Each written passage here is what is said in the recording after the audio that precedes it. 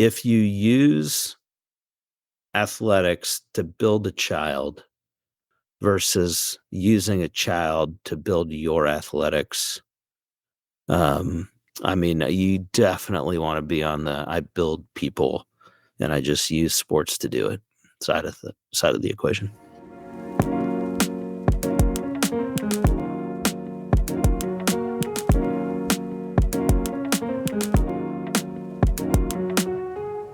Welcome to another episode of Beyond Coaching. It's my pleasure to welcome a good friend to the show today, Matt Shepard, who is the Dean of Athletics and Spiritual Life at Trinity Academy and a middle school football coaching Hall of Famer. So, Matt, thanks for joining me today.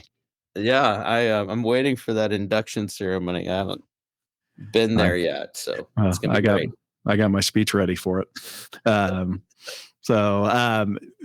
You're different than a lot of guests I've talked to on this show, but I think you bring a lot of expertise on Generation Z and leading the current high school, college-ish aged athletes. So share a little bit about your career and then we'll dive into it.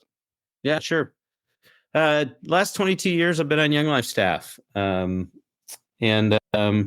So worked at a big urban East high school, went out to a suburban school, went over to collegiate at a private school, and just been in 38 different area high schools for 22 years. And, the beauty of Young Life is that phrase, earning the right to be heard. And so we don't expect kids to come to us. We got to figure out how to go and learn from them. And so it really is a 22-year of a learning journey of understanding kids, or trying to understand and stay up. I don't have to be cool, but it helps to understand what they're thinking about. So you did that for 22 years and just jumped into your current role, about a year ago? Has it been that long? Yeah, sitting 45 at my desk. I worked in an organization called Young Life, and I wasn't so young. I was just going, hey, what's the next challenge for me? And so a leadership position in a Christian school, and really taking the ministry aspect of my love for kids and what I could see in a K through 12 approach of, forming and discipling students. I got my master's from Friends University. I got my master's in formation. So naturally thinking through, hey, what does that formative process look like in a K through 12? But then I had a lot of passion on the athletic side that says I think athletics can be hugely formative. And what would it look like to put that together? So it's been a fun experiment. We really went in with, hey, what if I did this for a year and it wasn't the right thing?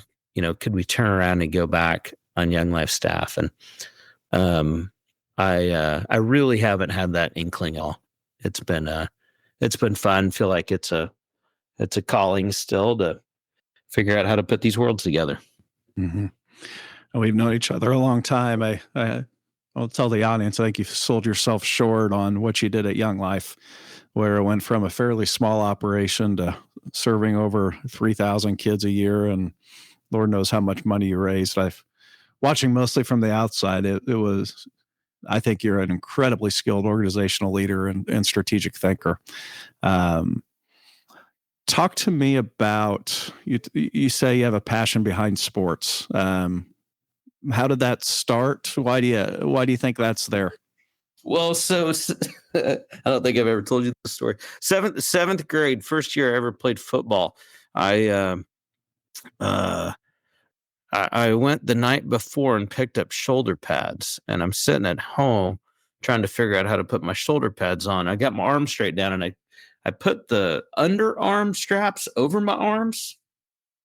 And so you got a picture with the jersey on, you can't see that. So I'm walking around with my arms pinned to my sides. And my dad is like, what is wrong with you? And I was like, I can't pick up my arms. He goes, son, those straps are supposed to go under your arms, not over your arms. And so, my first full sports helped me click. I moved into a brand new school.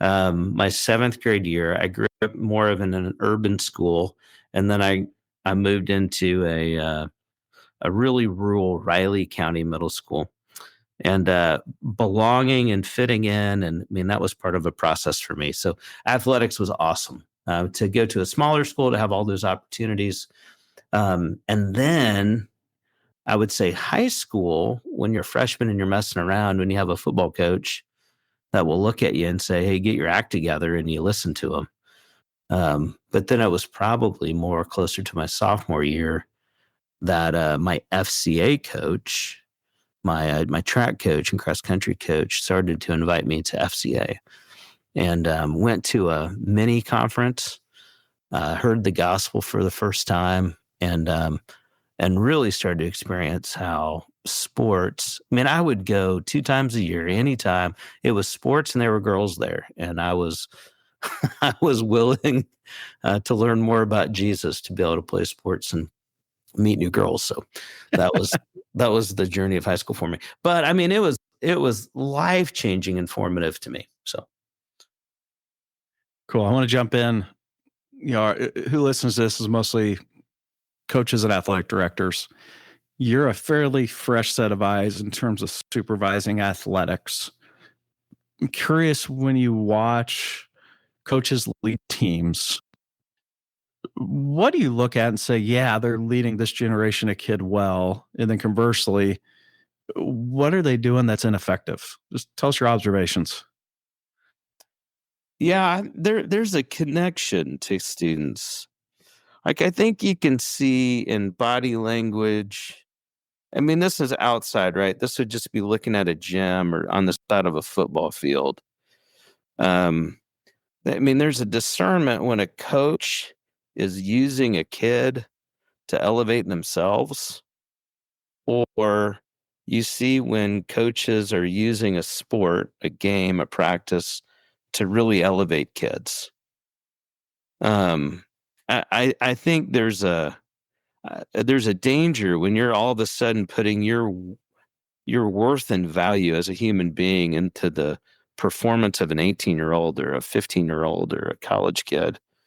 But the stakes are kind of high. There's a lot of pressures on coaches. And so I would say kids know it. They can feel it in their bones when a coach is using the sport to develop them versus, oh, hey, I need this kid to perform so that I could be developed in my career. And so, yeah, I think that maybe that's the biggest thing I can see.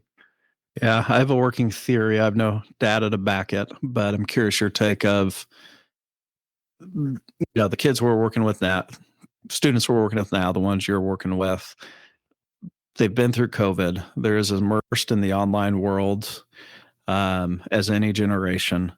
But I'm convinced they sniff out inauthenticity quicker than my generation, your generation. Agree, disagree? I mean, it's actually critical. I'm thinking of a couple of coaching scenarios where we struggled, unique coaches just this year. And when that, even if it's like really tough, critical, hard news that a coach has to tell to a kid, or that they're just not performing, they're not doing well, they're changing positions, they're doing something else. When that comes with authentic trust, it goes really well. When that coach doesn't make that connection, it's like a human connection of some sort. Um, I swear, I don't know if it comes down to attachment in theory, or whatever, but Yeah. when a coach has the ability to connect in that way, and that's that authenticity. It's like the kid trusts them. Um, but man, if there's not that trust there, you can, yeah, I can smell it, and Mhm. I think kids can see it.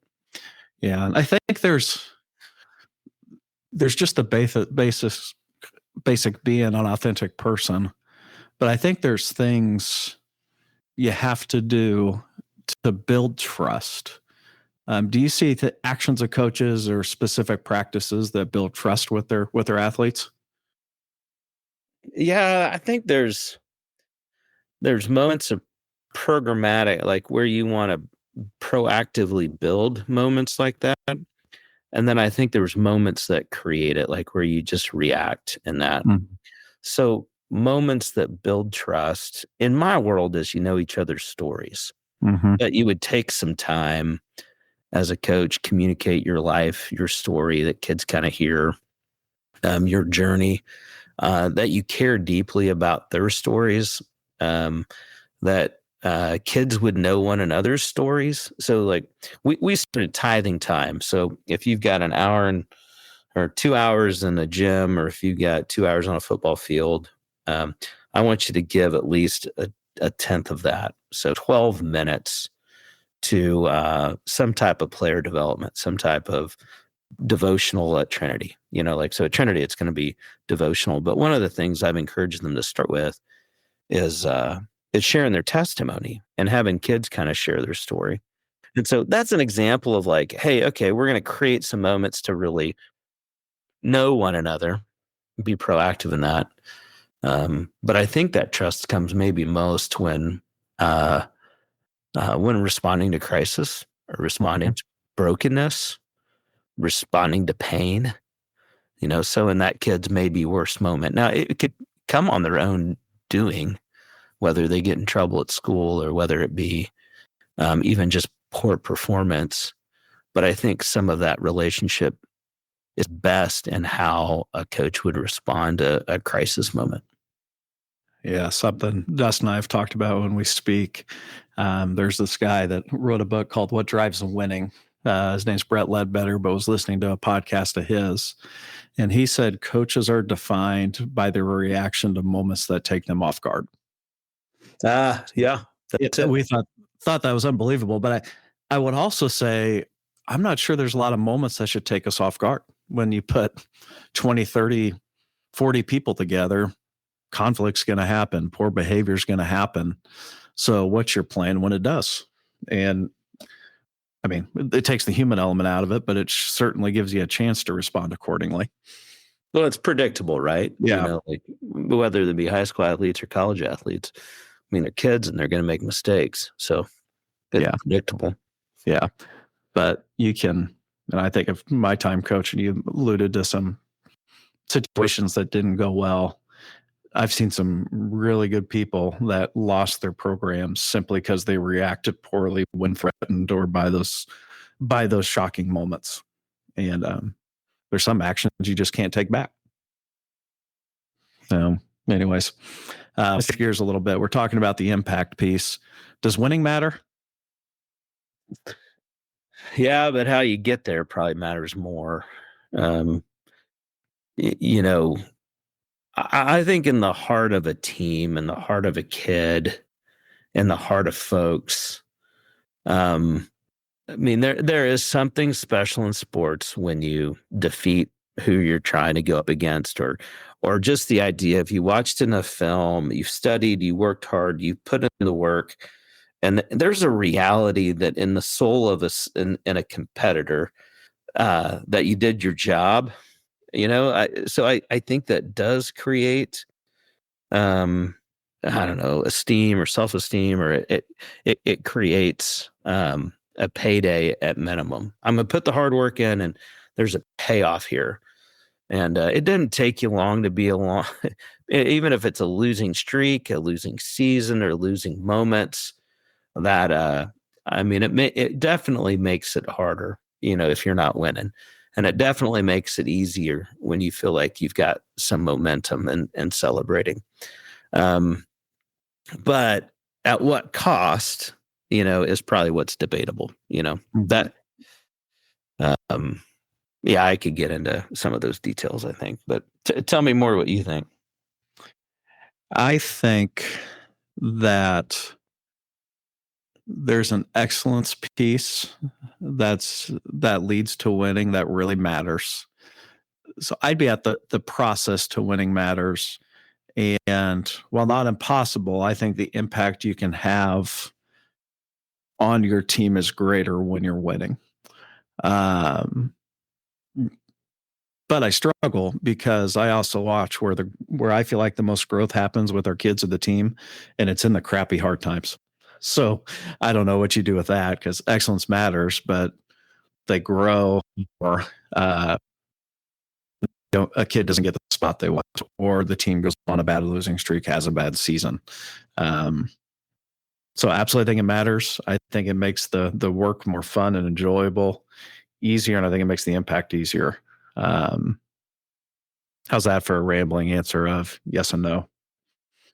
No, I think it's right. And I think, I mean, in the soul of a child, I think it matters. On the community of a team, I think it matters.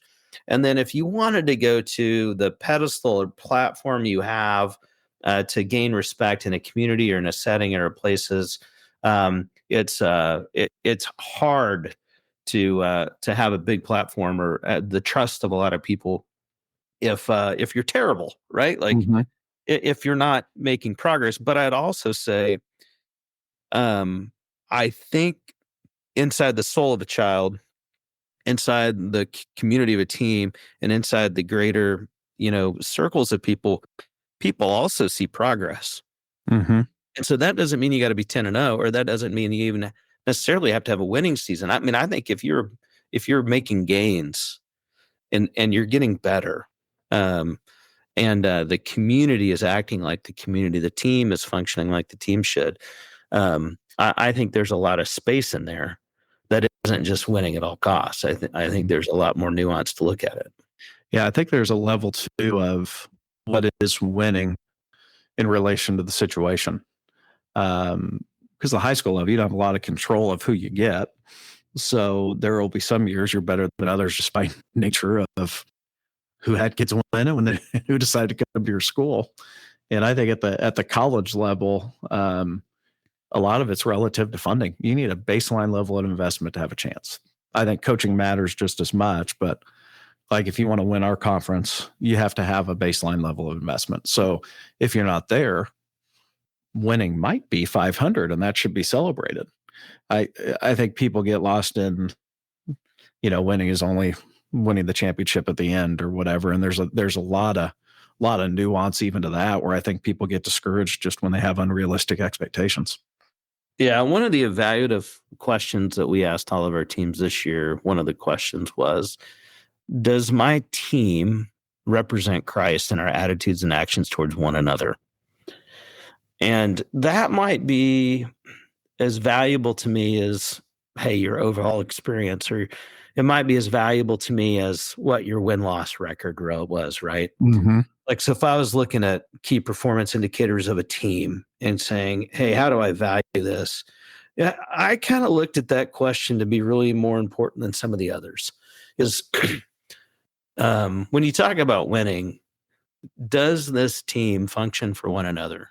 Are they Christ-like in their behavior? Are they Christ-like with one another? What is the spirit of this team?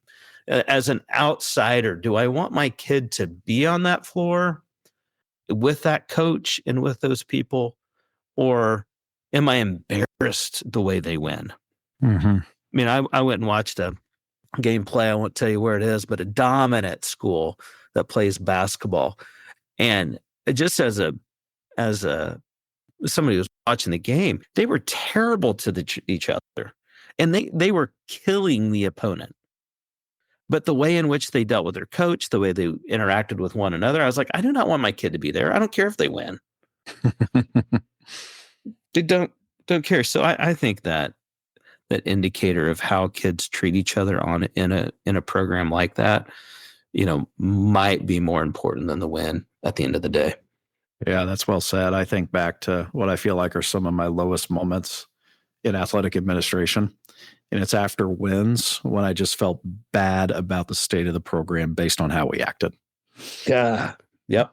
And I think that gets to even a core thing of, what it means to be on a team. I mean, essentially it's learning to live in community. And you get this close knit, emotional, you're stuck with each other, and you hope you learn how to figure it out and work through situations. But I don't know if a lot of coaches think they're community builders. Well, I'll tell you what, Rob, I think that's the thing that's drawn me most to this job at Trinity too, because it's one thing how the team feels. The next thing is how the student body acts. The next thing is how the parents act. And then you go, hey, athletics for Trinity Academy is the only time we're going to go into other spaces and be missionaries. And it's the only time that we're actually going to host people and be hospitable.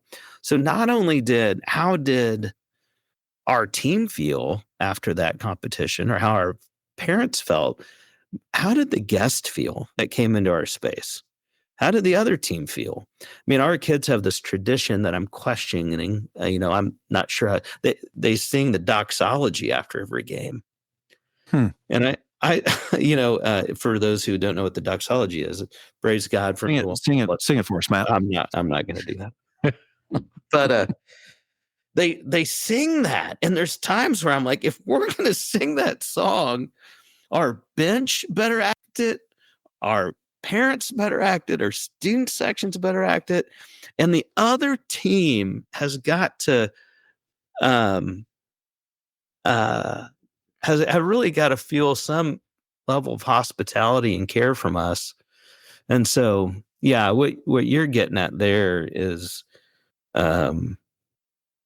if we win a ball game and our parents and our kids acted a fool and we're embarrassed by our guests and who's in our space, I don't feel good about that at all. One of my first games at my current job, there was a tradition of doing an opening game prayer, which philosophically I think I'm kind of against. Yeah, just some biblical things, but we did the prayer, and then the behavior of the team was terrible throughout the game, and the fans were jerks, and I outlawed it. We haven't gone back to that after that day. Well, you prayed for the wrong thing, Rob. Pray out loud over the intercom that I hope my kids and my parents don't embarrass me in this moment right now. Amen. Amen. Amen. So I'm going to go off script here. We'll see how you do. I didn't know we had script. He emailed it to you. Thanks for reading it. So there's a book called Inside Out Coaching by Joe Ehrmann, and there's another book. He was an NFL player turned counselor, high school football coach, just powerful stuff. But he has 4 questions that every coach needs to answer. Why do you coach? Why do you coach the way you do? How does it feel to be coached by you? And then how do you define success? I'm curious, your role now, how would you want kids to answer the question, how does it feel to be coached by their coach? How does it feel to be coached by you? What would you want to hear, and what would you not want to hear? Yeah, I think known and valued just jump out. Is that a student would be known personally, and I think this goes to how do you impact Gen Z more than anything. Because I do think they want to be known, and maybe carried about outside of their athletic performance. So, like, a question I might ask would be: do you think your coach cares about you outside of this event?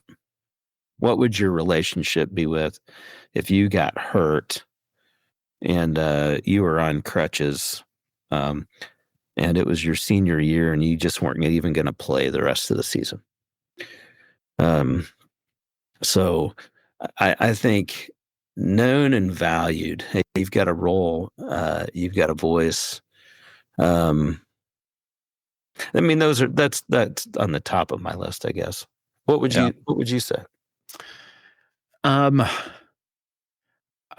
known as a word I'd used.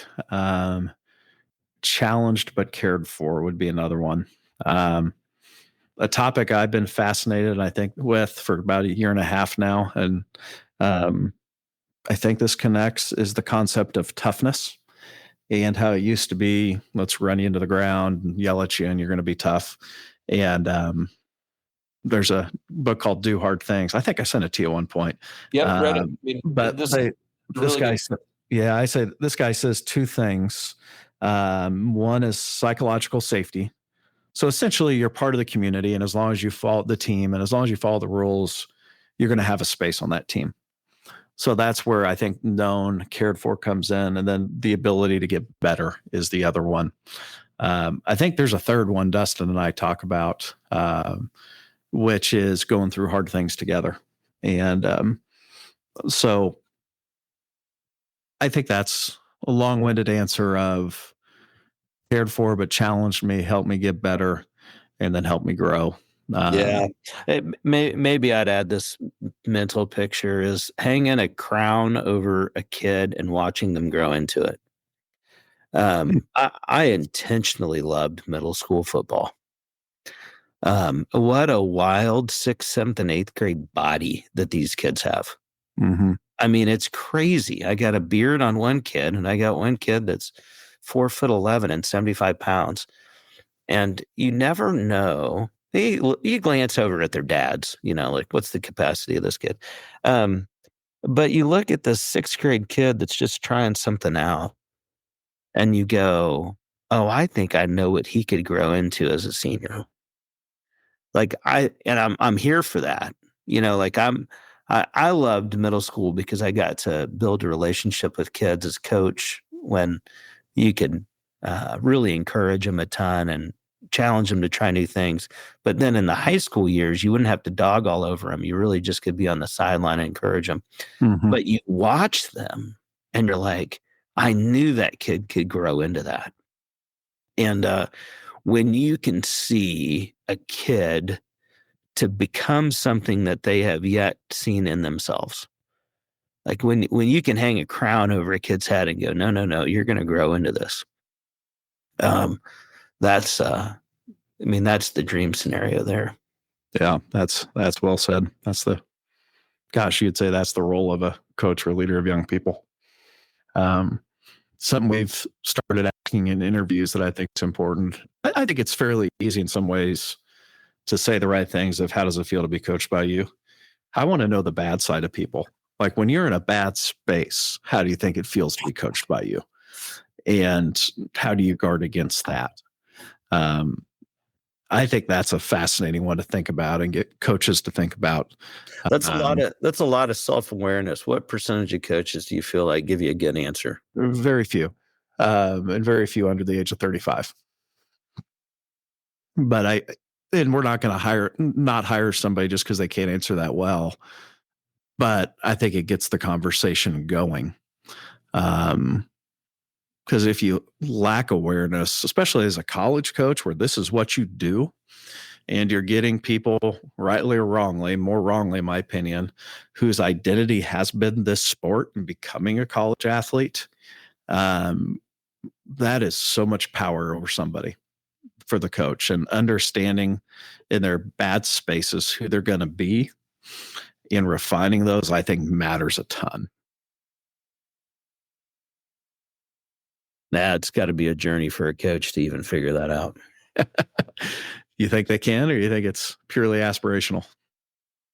No. I mean, I'm identifying even in my own leadership. I'm going, okay, I'll tell you what mine is. I get busy, overcommitted. I start moving fast. Instead of asking good questions, I move to tell, just barking at the next decision that needs to be made. Somehow when I go home and I'm still in that mood, it doesn't go well. Shocker. Yeah, it's surprising.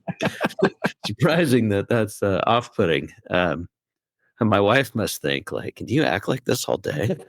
But I mean that difference of noticing, I'm not asking questions right now. I'm barking at people, and in the moments of that, to stop and be self-aware is I don't know what age I'm still working through it, and I'm old. So well, see, my bad side is I get to very short and biting comments, and I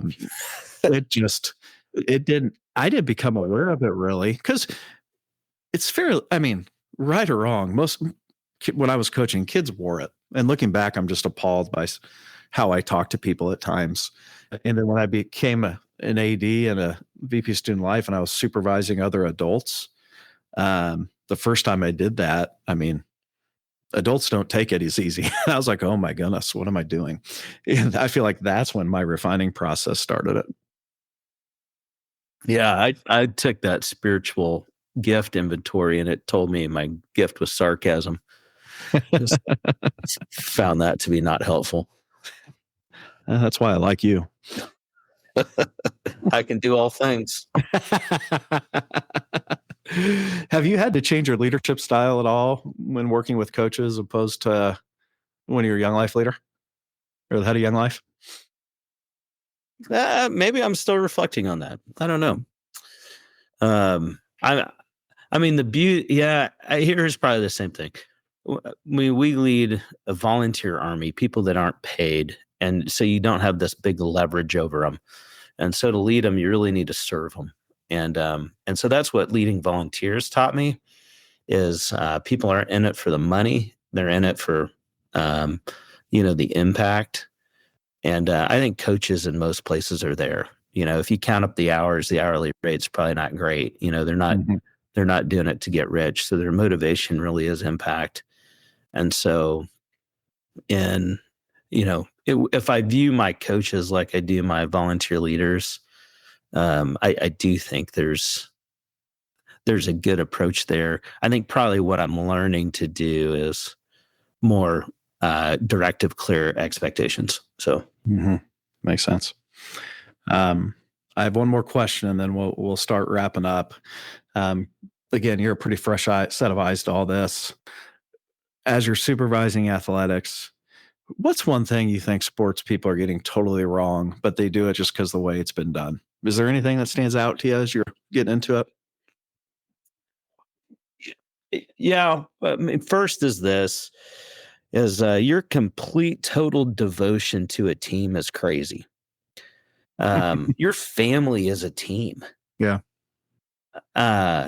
And the fact that a coach would control so much of your life or fear, be afraid to attend a funeral because you'll get downgraded, and not start in a basketball game is insane. Go to the funeral, and so I would say, hey, let's not forget our family as a team. And we ought to have some level of commitment to our family and not sell it all out. I mean, this is an old one, Rob, but I think if people would take the money they spend on travel sports, put it in an education plan, they're going to make more money on the money they spent on their kids playing sports in the name of a college scholarship. 100%. Totally agree. And they'll have plenty to pay for their kids' college rather than pursuing the college scholarship. And so I say a version of that whenever I do like college student athlete recruitment nights. It doesn't ever feel like it's very well received. Yeah, but that's where culture. That's your question though. Like where are we losing our minds? Yeah. And you go, even college scholarships in themselves need to have an ROI figured into them. Okay, it's going to cost me 72 hours a week, and the overall compensation for that time is $6.23 an hour. Well, shoot, I'll go down to Jimmy John's and work for $12. You better love it. And so, yeah, I think we've lost our mind that way. Yeah. Ask the question one more time, because I think there's one other thing I was thinking. Yeah, well, first of all, you're undervaluing getting that ring in your comments, because they get these championship rings everybody makes a big deal out of that they'll lose within a week, but I digress. So the question is, you're a fresh set of eyes in the world of athletics as an athletic leader. When you just look at the landscape and the situations you deal with, what are the things you look at like, gosh, what are we doing? And the example I have when I talk about this is really took me becoming an AD. I looked at them like there were some people that say they love coaching and they were just mad all the time. They coached angry. They were frustrated with this and that. I'm like, you like nothing about this, yet you're devoting your life to it. I got some other pondering thoughts, but it just might turn into rambles. So, well, to be fair, that's kind of what a podcast is for, but we could do part 2 sometime. Yeah. I go this here. Here's the rambling thought for a minute. This is where I thought Dallas Willard has this beautiful picture that he goes, vision, intention, means. Like a vision inspires something that gives you an intention, and the means is the thing, and you need to just do it, right? Sports has this powerful vision that drives intention and has means, right? So a local high school here has a dominant football program, and the second graders stand on the sidelines wearing a T-shirt that says the what does it say? The winning begins here, or the tradition begins here. And so something powerful happens to a grade school student looking up at high school students, right? And they're looking up in this to these students with this powerful vision, and they will do anything to get there. Um, and it's somewhere uh in that journey, there's so much influence and there's so much power, um, to take some time out of those high school students and to say, hey, how do we have an impact on a fourth grader? How do we have an impact on a second grader? How do you teach high school kids that this moment may not just be about them, but like how do we steward this influence that we have over at K-8? How do we steward it in other places? I just feel like, why has the Lord given this to you? Is it to be shared, or is it just to be selfish with it? And so I think that's where I'm going. Hey, if you really connect with the power that influence has, your senior year in your life might be the most impactful year you will ever have, just because of that position. As a senior, if you truly walk by a seventh grader and you call them by name and you love them, it will change their life. And too many times, our high school kids are just about themselves, and they need to give their lives away in that process. So that was my rambling thought. Like, two thoughts. One, agree. And I think it's a perfect example of why we need to find ways to talk about this within sport on the ground level. Like with your coaches in an athletic department meeting at Trinity, or with our coaches here, we do like small group meetings where we dive into this stuff. Because I firmly believe, if not done intentionally, I don't think positive growth, character development, spiritual, anything like that happens in sports. I think it actually makes you go the other way. But it takes intentionality and depth of thought. But I think the other challenge that I was saying about, as I hear you saying all that, is the teaching of that makes sense, but developmentally, where high school kids are, that's a hard one. And even college kids in their early years, so much is about interpersonal relationships and developing your own identity, thinking outside yourself. That's just always going to be a challenge with that age. Yeah, but I think it was Jesus that said, hey, if you try to gain life and hold on to it, then you're going to lose it. If you give away your life for my sake, you're going to truly find it. Mm-hmm. And man, when kids go from selfishness to service, they know it. I think it's built within their DNA. It's built within the soul of the kid. Like, I'm going to give my life away in this moment, and that may be more than winning in those moments. I've seen it. I just believe it. Well, it's interesting. We do at Friends University, we do a service day the last week of the fall semester at the Salvation Army, where we help pack gifts. And our basketball coach always brings his team. And he told me, after they did that in the morning or afternoon, they came back and practiced. And he swears it was the best practice they've ever had. And he's convinced because they went out and did something for somebody else and had a broader perspective of the world, that it's just not about them. So what you're saying is Jesus might have been right. I'm saying he might have known what he was talking about. And with that, we always wrap up with a rapid fire round. So I got 5 or 6 questions for you. You cannot go longer than 30 seconds on any of your answers. Unless they're really good, then I'll let you keep rambling for a bit. So, you ready? Sure. What is one thing that you want people to know, understand, or take away from our conversation today? Yeah, I think it's probably if you use athletics to build a child versus using a child to build your athletics. I mean, you definitely want to be on the I build people and I just use sports to do it side of the equation. Right on. What is one book that has greatly influenced your life? Scazzera stuff on emotionally healthy spirituality. There's a book called Replenish by Lance Witt. It's probably not a popular one. People probably haven't read it, but man, there's a lot of self-awareness and reflection in those. Cool. Never heard of it. I'll go check it out. How has a failure or an apparent failure set you up for later success?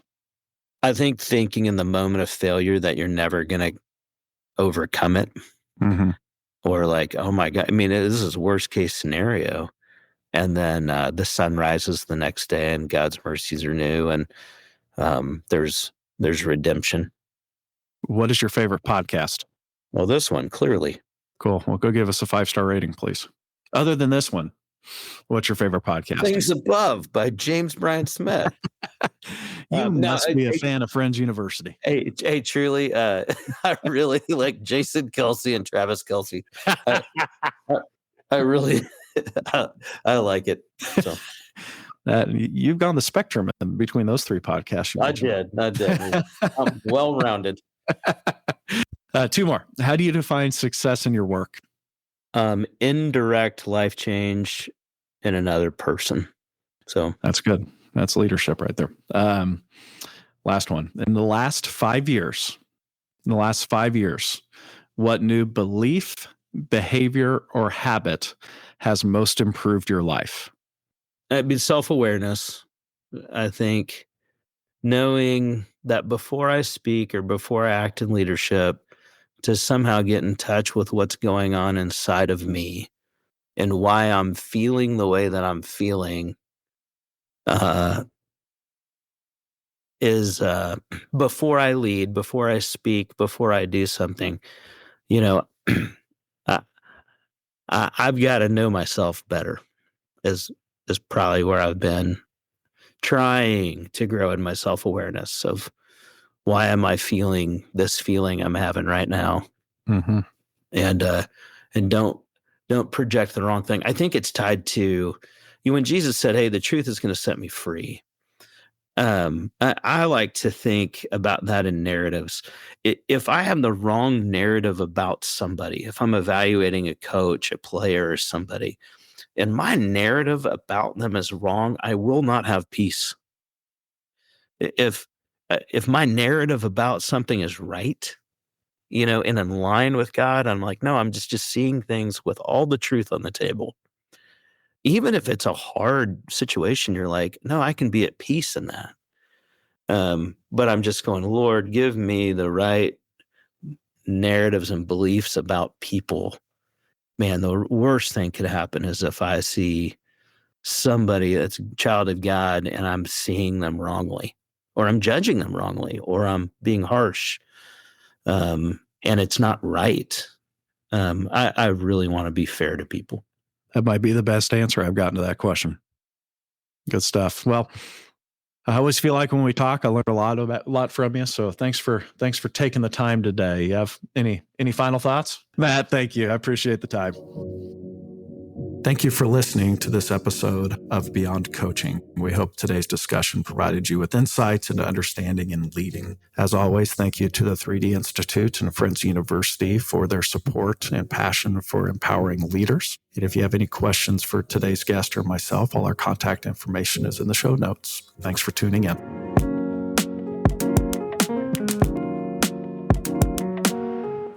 Beyond Coaching is a podcast of the Impactful Coaching Project in partnership with Friends University. The Impactful Coaching Project seeks to develop coaches that coach the whole person. The Impactful Coaching Project is the thought leader in coaching the 21st century athlete and produces training, information, and original research to help coaches develop. For more information, check out impactfulcoachingproject.substack.com. Thank you for listening.